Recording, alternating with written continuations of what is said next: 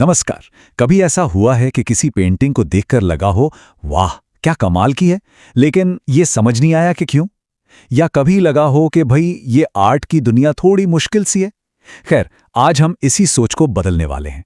आज के इस विश्लेषण में हम कला की दुनिया के इन बुनियादी सवालों को समझेंगे, बिल्कुल आसान और दिलचस्प तरीके से। तो चलिए अपनी यात्रा शुरू करते हैं सबसे पहले और सबसे ज़रूरी सवाल से। आखिर ये कला है क्या चीज़? ये एक ऐसा सवाल है जिसने सदियों से बड़े बड़े दार्शनिकों और कलाकारों को सोचने पर मजबूर किया है, और आज हम इसे एक साथ मिलकर समझने की कोशिश करेंगे। तो सबसे पहले चलिए सीधे मुद्दे पर आते हैं। हम ये समझने की कोशिश करेंगे कि कला का असली मतलब क्या है और वो कौन से विचार हैं जिन्होंने सदियों से इसकी परिभाषा को एक शक्ल दी है। तो देखिए, अगर सबसे आसान शब्दों में कहें तो कला एक रचनात्मक अभिव्यक्ति है। ये एक जरिया है जिससे कोई कलाकार अपनी भावनाओं, अपने विचारों और अपनी कल्पना को दुनिया के सामने रख पाता है। ये सिर्फ सुंदर तस्वीरें बनाना नहीं है, नहीं, ये एक कहानी कहना है, एक एहसास जगाना है, या दुनिया को एक बिल्कुल नए नजरिए से दिखाना है। सच कहें तो ये एक बातचीत है। और देखिए, महान लेखक टॉल्स्टॉय ने भी कुछ ऐसी ही बात कही थी। उनके हिसाब से कला वो माध्यम है जिससे एक इंसान अपने अनुभव दूसरों तक पहुंचाता है। जरा सोचिए, मतलब कला हमें वक्त और सरहदों के पार जाकर दूसरे लोगों के एहसास से जुड़ने का मौका देती है ना कमाल की बात? अच्छा, अब जरा एक क्लासिकल आइडिया देखते हैं। महान दार्शनिक प्लेटो का मानना था कि कला प्रकृति की नकल है। मतलब एक कलाकार जो कुछ भी बनाता है वो असल में हमारे आसपास की दुनिया का ही एक अक्स होता है। फिर प्लेटो के ही शिष्य अरस्तु इस आइडिया को एक कदम और आगे ले गए। उन्होंने कहा कि कला सिर्फ नकल नहीं, बल्कि ये प्रकृति की रचनात्मक नकल है। और ये जो रचनात्मक शब्द है ना, ये बहुत जरूरी है, क्योंकि इसी से कलाकार की अपनी सोच और कल्पना इसमें जुड़ जाती है। तो अगर हम इन सभी विचारों को मिला दें तो एक सीधा साधा फॉर्मूला सा बनता है। कला यानी नकल, जिसमें कलाकार की अपनी कल्पना और उसकी भावनाओं की अभिव्यक्ति मिली हो। ये छोटा सा फॉर्मूला कला के पूरे सार को कितनी खूबसूरती से बताता है। ठीक है, तो अब हमें थोड़ा बहुत अंदाजा हो गया है कि कला क्या है, लेकिन अगला बड़ा सवाल ये उठता है कि कला की जरूरत ही क्यों है? मतलब इसे बनाने के पीछे का असली मकसद क्या है? चलिए इस दिलचस्प सवाल की तह तक चलते हैं। देखिए, किसी भी कलाकृति में कुछ खास बातें होती हैं, जैसे कि वो कल्पना से भरी होती है, उसमें भावनाएं होती हैं, और हाँ, उसमें सुंदरता का एक एहसास होता है जिसे एस्थेटिक्स कहते हैं। हर कलाकार का काम अपने आप में अनोखा होता है, और तो और कला समाज का आईना भी होती है, जो हमें हमारे समय और संस्कृति के बारे में बताती है, और अक्सर तो वक्त से भी आगे निकल जाती है। लेकिन इन सभी मकसदों में से एक है जो सबसे ऊपर है, सबसे जरूरी। कला का सबसे मुख्य उद्देश्य है भावाभिव्यक्ति, यानी अपनी भावनाओं को जाहिर करना।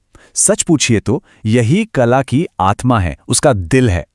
अच्छा, क्या आपको पता है कि कला की अपनी एक भाषा होती है? जी हाँ, बिल्कुल। और जैसे हर भाषा की अपनी एक वर्णमाला होती है, ABCD, वैसे ही कला की भाषा के अपने तत्व होते हैं जिन्हें समझना बहुत जरूरी है। ये 6 तत्व हैं। रेखा, जिससे गति और दिशा बनती है। आकार, मतलब कोई भी 2D एरिया। रूप यानी 3D ऑब्जेक्ट्स। रंग, जो हमारे मूड पर सीधा असर डालता है। बनावट, यानी किसी सतह को छूने का एहसास। और स्पेस, जिससे गहराई का पता चलता है। ये कला की शब्दावली हैं, इसके ABCs हैं। तो अगर तत्व कला की भाषा के शब्द हो गए, तो फिर इस भाषा का व्याकरण यानी ग्रामर क्या है? भाई, ग्रामर के बिना तो भाषा अधूरी है। यहीं पर आते हैं कला के सिद्धांत, जो इन तत्वों को एक मीनिंगफुल तरीके से जमाते हैं ताकि रचना असरदार लगे।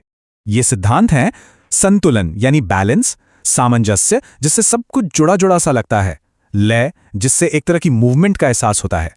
अनुपात, यानी चीजों के साइज का आपसी रिश्ता।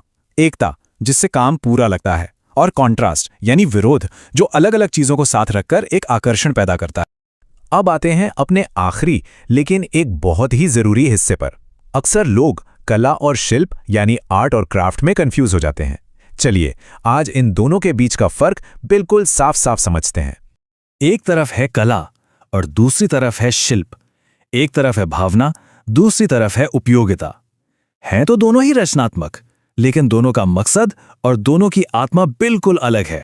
तो सबसे सीधी बात यह है, कला भाव प्रधान होती है, मतलब इमोशन से चलती है, जबकि शिल्प उपयोगिता प्रधान होता है, यानी वो किसी काम आने के लिए बनता है।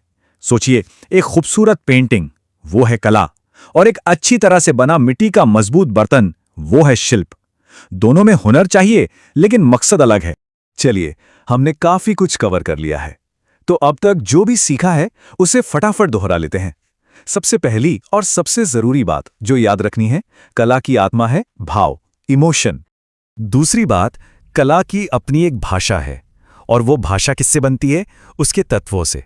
और आखिर में इस भाषा को जो सिस्टम में बांधता है वो है कला के सिद्धांत। तो क्या हुआ?